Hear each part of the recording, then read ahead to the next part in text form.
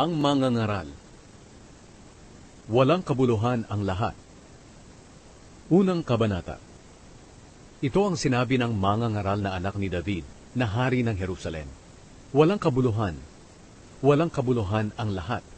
Ano ang pakinabang ng tao sa pagpapakahirap niyang magtrabaho sa mundong ito?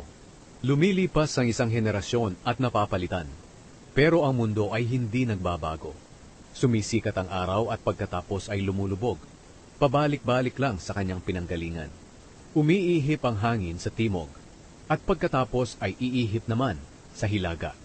Paikot-ikot lang ito at pabalik-balik. Lahat ng ilog ay umaagos sa dagat. Pero hindi naman napupuno ang dagat, kahit na patuloy ang pag-agos ng ilog. Ang lahat ng ito'y nakakabagot, at ayaw na ngang pag-usapan. Hindi nagsasawa ang mga mata natin sa katitingin at ang mga tainga natin sa pakikinig. Ang mga nangyari noon, nangyayari ulit ngayon. Ang mga ginawa noon, ginagawa ulit ngayon. Walang nangyayaring bago sa mundo. May mga bagay pa ba na masasabi mong bago? Nariyan na iyan noon pa, kahit noong hindi pa tayo ipinapanganak. Hindi na natin naaalala ang mga nangyari noon. Ganoon din sa hinaharap.